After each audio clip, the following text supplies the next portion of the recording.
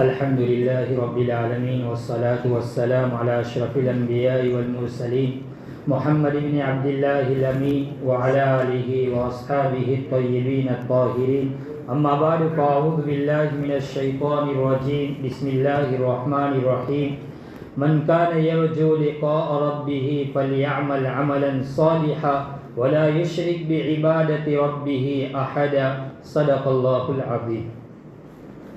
محترم دوستوں اور بزرگوں، گزشتہ کل آپ حضرات کے سامنے خاتمہ بالخیر کے اسباب بیان کیے جا رہے تھے۔ ان میں سے 2 سبب بیان کیے۔ سب سے پہلا سبب کہ بندہ اپنی نگاہ کی حفاظت کرے، کہ ہمارے مشائخ نے لکھا ہے کہ 10 اسباب ہے کہ جو انسان ان 10 اسباب کے اوپر عمل کرتا ہے اللہ تبارک و تعالی موت کے وقت اس کو کلمہ نصیب فرماتا ہے۔ تو ہم بھی اپنی زندگی میں یہ نیت کریں کہ انشاءاللہ ہم بھی ان 10 اسباب کے اوپر عمل کریں گے، باری تعالی ہم سب کا خاتمہ ایمان پر نصیب فرمائے۔ تو کل ایک سبب پہلا تو یہ بیان کیا گیا تھا کہ انسان اپنی نگاہ کی حفاظت کرے۔ جو انسان نگاہ کی حفاظت کرتا ہے اس کو عبادت کے اندر میں لطف ملتا ہے، مزہ آتا ہے۔ انسان جب اپنی نگاہ کی حفاظت نہیں کرتا تو یہ بہت سارے نقصان دہ تکلیف سے اس کو گزرنا پڑتا ہے، اور وہ اللہ کی رحمتوں سے محروم ہو جاتا ہے، اور موت کے وقت وہ انسان کلمہ بھول جاتا ہے۔ اس لیے سب سے پہلی چیز کہ اپنے آنکھوں کی حفاظت کرے۔ نمبر 2 یہ بیان کیا گیا تھا کہ انسان مسواک کا اہتمام کرے، کہ مسواک یہ نبی اکرم صلی اللہ علیہ وسلم کی سنت ہے، اور آپ علیہ السلام نے فرمایا اگر مجھے میری امت کے اوپر یہ مشقت اور یہ خوف نہ ہوتا تو میں وضو کے وقت ان کے اوپر مسواک کرنا ضروری اور فرض قرار دیتا۔ لولا ان اشق علی امتی لامرتهم بالسواک، اس لیے مسواک کا اہتمام کرے۔ تیسرا سبب جو آج بیان کیا جا رہا ہے کہ جس کے اختیار کرنے سے انسان کو موت کے وقت کلمہ نصیب ہوتا ہے، اور وہ ہے کہ اللہ کے حضور انسان اپنے ایمان پر اللہ کا شکر ادا کرے کہ اللہ تو نے ہمیں ایمان جیسی نعمت عطا فرمائی۔ آج یہ اللہ کا ہمارے اوپر بڑا احسان ہے، بڑا کرم ہے، یہ اللہ کا فیصلہ ہے۔ لئن شکرتم لازیدنکم، اگر تم میری نعمتوں کا شکر گزاری ادا کرو گے تو میں اس میں مزید اضافہ کروں گا۔ یہ کوئی معمولی نعمت ہے کہ اللہ نے ہم سب کوئی مسلمان کے گھروں میں پیدا فرمایا، ہم پیدائشی مسلمان ہیں، اور اللہ تعالیٰ نے ایمان کی حالت میں پیدا فرمایا۔ اب اللہ سے یہ بھی دعا کرنا ہے کہ رب کریم تو نے ایمان والے گھروں میں تو پیدا فرمایا، ایمان کی حالت میں پیدا فرمایا، اب جب خاتمہ ہو تو اللہ ایمان پر بھی خاتمہ نصیب فرما۔ کہیں ہماری کوئی بدعمالی نہ ہو جائے کہ جس کی وجہ سے ہم موت کے وقت ایمان سے محروم ہو جائے۔ جناب رسول اللہ صلی اللہ علیہ وسلم نے ارشاد فرمایا کہ ایک انسان ساری زندگی مسلمان ہونے کی حالت میں گزارتا ہے، لیکن موت سے پہلے اس کے اوپر تقدیر غالب آ جاتی ہے اور وہ مرتد ہو جاتا ہے اور کفر کی حالت میں دنیا سے جاتا ہے۔ اور ایک انسان پوری زندگی کفر کی حالت میں گزارتا ہے، لیکن موت سے پہلے تقدیر غالب آ جاتی ہے اور وہ ایمان کی حالت میں دنیا سے رخصت ہوتا ہے۔ ایک کتابوں میں واقعہ لکھا ہے کہ ایک شخص ابراہیم علیہ نبی علیہ السلام کے زمانے میں ہمیشہ شراب پیتا رہتا تھا، اور شراب کے اندر میں یا صنم یا صنم، صنم کے معنی بت کہا جاتا ہے۔ فرمایا اے بت اے بت۔ ایک مرتبہ اذان ہو رہی تھی اور اس نے یا صنم کے بجائے یا سمجھ اس کی زبان سے نکل گیا۔ اللہ کی رحمت جوش میں آ گئی، فرمایا اس کی زبان سے یا سمجھ نکلا ہے، بس ایمان کے اوپر خاتمہ ہو، ایمان قبول کر لیا اور ایمان کی حالت میں دنیا سے رخصت ہو گئے۔ ساری زندگی کفر میں گزار دی، لیکن مرنے سے پہلے یا سمجھ کے نکل گیا اور اس کی برکت سے اللہ نے ایمان پر خاتمہ نصیب فرما دیا۔ تو یہ اللہ سے دعا کرے کہ باری تعالیٰ ہمیں ایمان جیسی نعمت دی، اس کے اوپر بھی ہم اللہ کا شکر ادا کریں۔ اللہ کی زندگی میں بہت ساری نعمتیں ہیں، لیکن ان سب میں سب سے بڑی نعمت اگر کوئی ہے تو وہ کیا ہے کہ وہ ایمان جیسی نعمت ہے۔ حضرت پیر ذوالفقار نقشبندی دامت برکاتہم العالیہ نے اپنے خطبات ذوالفقار کے اندر میں یہ واقعہ لکھا ہے۔ خطبات ذوالفقار 42 جلدوں میں ہے، بڑی اچھی کتاب ہے۔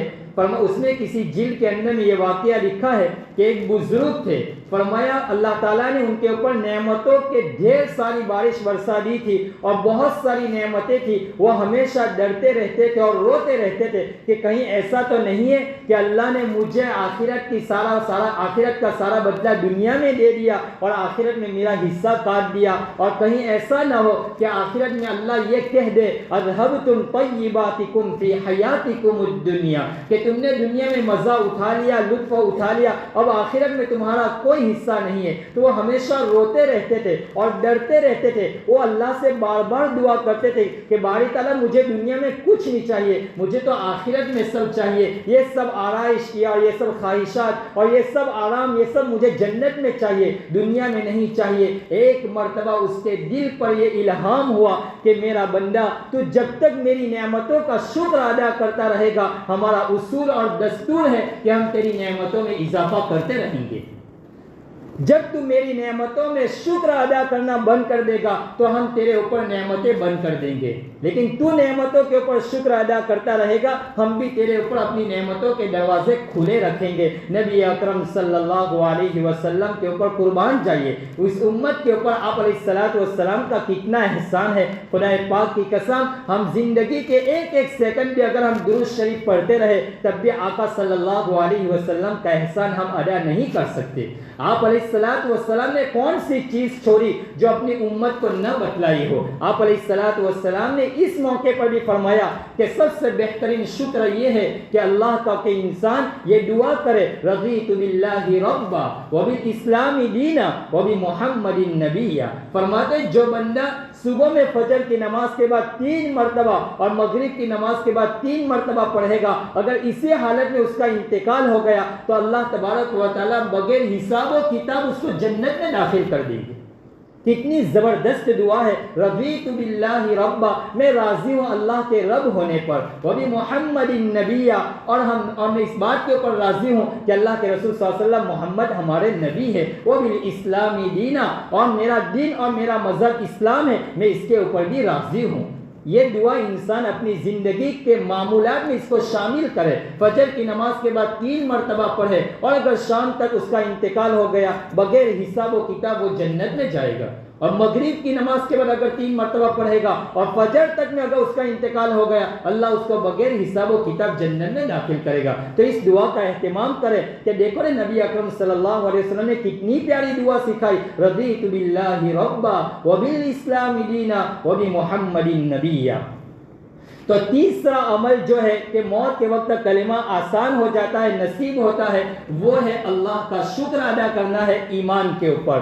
چوتھا عمل جو موت کے وقت کلمہ نصیب ہوتا ہے وہ ہے صدقہ کرنا، وہ ہے صدقہ کرنا۔ انسان اپنی زندگی کا یہ نصب العین بنائے کہ وہ پابندی سے اور اہتمام سے صدقہ کرے۔ امی جان عائشہ صدیقہ عفیفہ رضی اللہ تعالیٰ عنہ فرماتی ہے کہ جب رمضان المبارک کا مہینہ آتا تھا تو میں نبی اکرم صلی اللہ علیہ وسلم کی زندگی میں 3 اعمال میں تبدیلیاں دکھتی تھی۔ وہ ایک عمل تو یہ ہے کہ آپ علیہ السلام جب رمضان المبارک آتا تو آپ خوب عبادت کے اندر میں مشقت کر اٹھاتے تھے، اپنے آپ کو کھپا دیتے تھے، آئے دن بھی آپ عبادت کرتے لیکن رمضان المبارک میں زیادہ عبادت کرتے تھے۔ اور نمبر 2 دوسرا عمل یہ ہے کہ نبی اکرم صلی اللہ علیہ وسلم رمضان المبارک میں اپنے دونوں ہاتھوں کو کھول دیتے تھے اور خوب اللہ کے راستے میں خرچ کرتے تھے۔ تو یہ رمضان المبارک کا مہینہ ہے، اللہ کے راستے میں جتنا ہو خرچ کرنے کا اہتمام فرمائے۔ اور تیسرا عمل نبی اکرم صلی اللہ علیہ وسلم کا یہ تھا، امی جان فرماتی ہے کہ آپ دعاؤں میں زیادہ عاجزی اور بہت زیادہ لجاجت کے ساتھ اللہ کے سامنے دعا کیا کرتے تھے۔ تو یہ چند راتیں باقی رہ گئی، 2-3 چند دن باقی رہ گئے، اللہ کے سامنے روئے اور اپنے اعمال اللہ کے سامنے پیش کرے، عبادت کو اللہ کے سامنے پیش کرے اور اللہ کے سامنے آہوزاری کرے۔ میرے بھائیو، آپ علیہ السلام نے فرمایا ان الصدقۃ لتطفئ غضب الرب وتدفع میتۃ السوء. جو انسان صدقے کا اہتمام کرتا ہے اور صدقہ یہ رب کے غصے کو ٹھنڈا کرتا ہے اور بری موت سے بچاتا ہے. انسان صدقہ کرے گا تو سب سے پہلے کہ اللہ کا غصہ ٹھنڈا ہو جائے گا, بوجھ جائے گا. نمبر 2, بری موت سے اس کی حفاظت ہو جائے گی. اور نمبر 3 فرمایا جو انسان صدقے کا اہتمام کرتا ہے قبر کے اندر میں جو گرمی اور تپش ہوگی وہ صدقہ اس تپش اور گرمی کو ٹھنڈا کر دے گا. یہ کوئی معمولی چیز ہے کہ انسان صدقے کا اہتمام کرے اور قبر کے اندر میں اس کے اوپر ہونے والی تپش اور گرمی کو اللہ تعالیٰ اسی صدقے کی برکت سے اس کو ٹھنڈا کر دیتا ہے. انسان قبر کے اوپر آتا ہے, 2-3 دن اہتمام کرتے ہیں, اس کے بعد تو اب تو دوسرے ہی دن پتہ نہیں چلتا کہ اسی گھر میں سے کسی کا جنازہ بھی ہوا ہے, کوئی آثار نظر نہیں آتے. تو پھر ہم کس سے یہ امید رکھیں کہ لوگ ہماری قبر کے اوپر آ کر اولاد اور رشتہ دار آ کر وہ ایصال ثواب کریں گے. اس لیے ہمیں صدقے کا خوب اہتمام کرنا ہے. میرے بھائیوں, ہمارے اکابر اور مشائخ نے یہ اپنے اولاد کی اس طرح تربیت کی کہ جب گھر کے اوپر کوئی فقیر مانگنے آتا تو معصوم بچوں کو پیسے دیتے, فرمایا جاؤ فقیر کو دے کر آؤ. ان کو بچپن سے یہ تربیت کرتے تھے اور ان کے پاس ہفتے بھر پیسے جمع کرواتے تھے, اور جب جمعہ کا دن آتا تو لوگوں کے پاس دینے کے لیے بھیجتے تھے, جاؤ غریب کے گھر جا کر دے کے آؤ, اپنے چھوٹے چھوٹے دوستار کو دے کر آؤ. اس طرح وہ اپنے بچوں کی تربیت کرتے تھے. صدقے کے اوپر میں آپ کو چند واقعات سناتا ہوں. میرے بھائیوں, جو انسان صدقہ کرتا ہے تو اس کے بارے میں آپ علیہ الصلوۃ والسلام نے تو فرمایا ہے کہ صدقے میں بڑی طاقت رکھی ہے. صدقہ انسان کو موت سے بچاتا ہے. دیکھو, صدقہ انسان کو موت سے بچاتا ہے. حضرت صالح علی نبی علیہ الصلوۃ والسلام کے زمانے میں یہ واقعہ امام احمد ابن حنبل رحمۃ اللہ علیہ نے کتاب الزہد کے اندر میں نقل کیا ہے. فرمایا حضرت صالح علیہ الصلوۃ والسلام کے زمانے میں ایک شخص تھا, لوگ ان کے شر سے عاجز آ چکے تھے, بہت پریشان کرتا تھا لوگوں کو اور لوگ اس سے تنگ آ گئے تھے. لوگ سارے مل کر حضرت صالح علیہ السلام کے دربار میں آئے اور حضرت صالح علیہ السلام سے فرمایا کہ حضرت آپ فلاں آدمی کے لیے بد دعا کر دے کہ اس کا انتقال ہو جائے, اس سے ہم تنگ آ چکے ہیں. فرمایا ٹھیک ہے, تم ابھی چلے جاؤ, شام کے وقت واپس آنا. وہ لوگ چلے گئے. جب شام ہوئی تو وہ شخص جنگل سے لکڑیوں کا بھاڑا لے کر اپنے سر کے اوپر رکھ کر آ رہا تھا. وہ سارے حضرت واپس آئے, حضرت تمہاری دعا تو قبول نہیں ہوئی, وہ تو دوبارہ جنگل سے آیا لکڑیوں کو لے کر, وہ تو زندہ ہے اور اس سے تو ہم تنگ آ چکے ہیں اور آپ ان کے خلاف بد دعا نہیں کرتے. فرمایا ان کو بلاؤ. جب وہ شخص آئے اور ان سے فرمایا کہ تم صبح میں جب گھر سے نکلے تھے کیا تم نے آج کوئی ایسا عمل کیا ہے؟ فرمایا عمل تو کوئی نہیں کیا, لیکن جب میں گھر سے جا رہا تھا تو میری بیوی نے مجھے 2 روٹی دی تھی. فرمایا ایک روٹی تو راستے میں ایک فقیر مل گیا, میں نے اس کو صدقہ کر دیا اور اس نے کھا لی, اور دوسری روٹی میں نے جنگل کے اندر میں کھا لی. فرمایا مجھے بھوک لگی تھی. فرمایا تم جو لکڑی کا بھاڑا لے کر آئے تھے فرمایا اس کو لے کر آؤ. وہ شخص واپس گھر پہ گیا اور لکڑی کا جو بھاڑا لے کر آئے تھے اس کو لے کر آئے. حضرت صالح علیہ الصلوۃ والسلام نے فرمایا اس کو کھولو. جب اس کو کھولا تو اندر میں بہت بڑا اژدہا تھا اور اس نے اپنا منہ بالکل کھلا ہوا رکھا تھا. حضرت صالح علیہ الصلوۃ والسلام نے فرمایا یہ تمہارے صدقے کی برکت ہے کہ اس سانپ نے تمہیں ڈسا نہیں, ورنہ اگر تم صدقہ نہیں کرتے تو آج یہ سانپ تمہیں ڈس لیتا اور تمہاری موت ہو جاتی. تو جو انسان اللہ کا نافرمان ہو, لوگ اس سے تنگ آ چکے ہو, وقت کا نبی اس کے لیے بد دعا کرے, لیکن صدقہ کتنی بڑی اللہ نے اس میں تاثیر رکھی ہے اور کتنی بڑی طاقت رکھی ہے کہ اس جیسا نافرمان بندہ بھی صدقے کی برکت سے بچ گئے. اس لیے اپنی زندگی میں یہ معمول بنائے کہ ہم صدقے کا اہتمام کریں. اس کے بعد علامہ تنوخی رحمۃ اللہ علیہ نے نشوار المحاضرہ و اخبار المذاکرہ اس کے اندر ایک واقعہ نقل کیا ہے. علامہ تنوخی رحمۃ اللہ علیہ نے, ایک عورت تھی, فرماتے ہیں اس کا ایک معصوم سا بچہ تھا, وہ گھر کے باہر کھیلتا ہوا کہیں چلا گیا اور گم ہو گیا. وہ عورت زارو کتار رو رہی تھی کہ میرا اکلوتا بچہ تھا, اور ایک بچہ تھا وہ بھی کہیں چلا گیا, بہت رو رہی تھی. ایک مدت گزر گئی, نہ کھاتی تھی نہ پیتی تھی. ایک مرتبہ وہ دسترخوان کے اوپر کھانے کے لیے بیٹھی تو ایک فقیر مانگنے کے لیے آیا. اس نے جتنا کھانا پکایا تھا سارا کھانا اٹھا کر اسی فقیر کو دے دیا. فقیر کو دینے کے بعد وہ عورت کہنے لگی کہ کہ آپ میرے بچے کے لیے دعا کر دیں کہ وہ کہیں گم ہو گیا ہے، وہ مجھے مل جائے۔ اتفاق سے یہ ہوا کہ اس فقیر نے ہاتھ اٹھائے اور اس نے دعا کر دی۔ چند عرصہ گزرا تھا کہ وہ بچہ آیا کھیلتا ہوا اور اپنی ماں کے ساتھ لپٹ گیا۔ ماں اس سے پوری داستان سن رہی تھی کہ اتنا عرصہ تو کہاں رہا، کس جگہ تھا اور کیسے تو نے زندگی گزاری۔ اسی عرصے میں وہ بیان کرتے ہوئے بچہ واقعہ سنا رہا ہے کہ امی ایک مرتبہ تو ایسا ہوا کہ میں جنگل سے جا رہا تھا، اچانک ایک شیر اور ایک بھیڑیے نے میرے اوپر حملہ کر دیا۔ بس میرے جسم کے اوپر پیر ہی رکھا تھا کہ مجھے وہ ٹکا بوتی کر دیتا، مجھے نوچ لیتا کہ اچانک ایک انسان ظاہر ہوا اور اس نے اس شیر کو، اس بھیڑیے کو پکڑ کر اس طرح ڈال دیا اور اس کے بعد مجھے کہا بیٹا تو یہاں سے چلا جا، اور اس نے ایک جملہ اپنی زبان سے نکالا تھا، لقمۃ بلقمۃ، لقمۃ بلقمۃ، اور فرمایا تو یہاں سے چلا جا۔ فرمایا ایک ایسا انسان میں نے کبھی نہیں دیکھا تھا، بڑا سفید اور سفید لباس میں اور سر کے اوپر امامہ بھی رکھا ہوا تھا۔ فرمایا اس کے بعد ماں پوچھنے لگی بیٹا یہ واقعہ کب پیش آیا تھا اور کس وقت پیش آیا تھا؟ فرمایا پھر ماں نے کہا یقیناً یہ وہی وقت تھا جس وقت میرے گھر کے دروازے کے باہر وہ فقیر مانگنے کے لیے آیا تھا اور میں نے اس کو کھانا دیا تھا اور اس نے یہ دعا کی تھی۔ تو یہ ہے لقمۃ بلقمۃ، آپ نے ان کو ایک لقمہ دیا، ان کا پیٹ بڑا، اللہ نے اسی بھیڑیے سے آپ کے بچے کا لقمہ بننے سے بچا لیا اور وہی لقمہ آپ تک پہنچا دیا۔ اس لیے میرے بھائیوں یہ صدقے کا اہتمام کرے۔ جو انسان صدقے کا اہتمام کرتا ہے اللہ تبارک و تعالیٰ بری موت سے بچاتے ہیں۔ صحابی رسول حضرت حارث بن نعمان رضی اللہ تعالیٰ عنہ اپنی زندگی کے آخری وقت میں وہ نابینا ہو چکے تھے، تو انہوں نے گھر میں ایک رسی باندھی تھی۔ جب بھی کوئی فقیر مانگنے کے لیے آتے تھے وہ رسی پکڑ کر باہر جاتے تھے۔ کسی نے کہا آپ کیوں یہ تکلیفیں اٹھاتے ہیں، آپ کسی گھر میں کسی کو حکم بھی دیجئے کہ وہ جا کر صدقہ ادا کر دے۔ فرمایا نہیں، میں نے جناب رسول اللہ صلی اللہ علیہ وسلم سے سنا ہے کہ جو انسان اپنے ہاتھ سے صدقہ دیتا ہے اللہ اس کو بری موت سے بچاتا ہے، اللہ اس کو بری موت سے بچاتا ہے۔ بہرحال یہ چوتھا سبب ہے کہ انسان صدقے کا اہتمام کرے، اسی کی برکت سے اللہ موت کے وقت اس کلمہ آسان فرما دیتے ہیں اور زبان کے اوپر کلمہ جاری ہوتا ہے۔ پانچواں عمل جس سے انسان کو موت کے وقت کلمہ زبان کے اوپر نصیب ہوتا ہے وہ ہے اہل اللہ کی صحبت، اہل اللہ کی صحبت۔ اللہ تعالیٰ قرآن کریم میں فرماتے ہیں یا ایھا الذین آمنوا اتقوا اللہ وکونوا مع الصادقین، اے ایمان والو اللہ سے ڈرو اور سچے لوگوں کے ساتھ رہو۔ یہ دنیا میں جس کے ساتھ صحبت اختیار کرو گے، جس کے ساتھ اٹھنا بیٹھنا رکھو گے، قیامت کے دن انہی کے ساتھ حشر ہوگا۔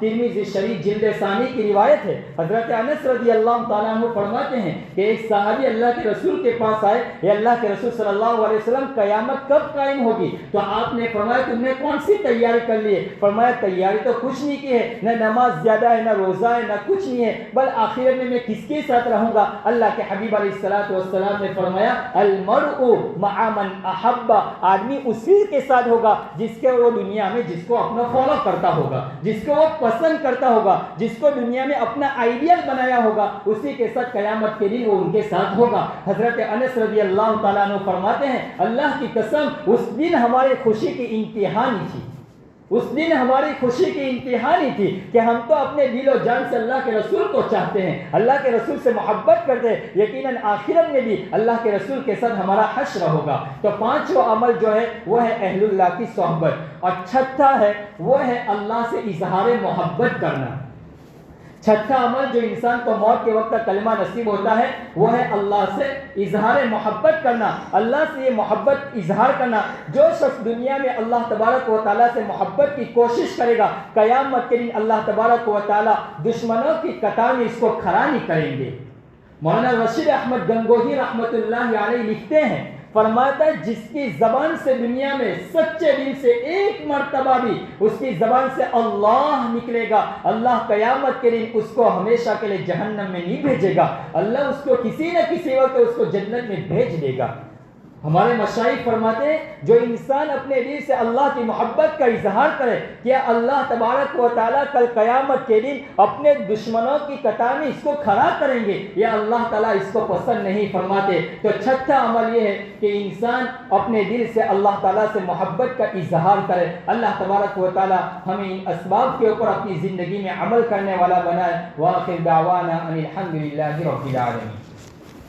بسم اللہ الرحمن الرحیم۔ اللہم لک الحمد کلہ ولک الشکر کلہ ولک الخلق کلہ بیدک الخیر کلہ انک علی کل شیء قدیر۔ اللہم لا احصی ثناء علیک انت کما اثنیت علی نفسک۔ اللہم صل وسلم علی سیدنا محمد وعلی آل سیدنا محمد مبارک وسلم۔ اللہم صل علی سیدنا محمد صلاة تنجینا بها من جمیع الاحوال والآفات وتقضی لنا بها جمیع الحاجات وتطہرنا بها من جمیع السیئات وترفعنا بها عندك أعلى الدرجات وتبلغنا بها أقصى الغايات من جميع الخيرات في الحياة وبعد الممات إنك على كل شيء قدير۔ اے اللہ ہمارے گناہوں کو معاف فرما، خطاؤں سے درگزر فرما، سیئات کو حسنات سے مبدل فرما۔ کہ اللہ آپ بڑے رحیم ہے، آپ بڑے کریم ہے، آپ بڑے شفیق ہے، آپ رحمانوں کے رحمان ہے، آپ کریموں کے کریم ہے۔ اے اللہ ہمارے تمام گناہوں کے اوپر پردہ ڈال دیجئے، ہمارے گناہوں کو معاف فرما دیجئے۔ اللہ تمام صغائر کبائر گناہوں کو معاف فرما دیجئے۔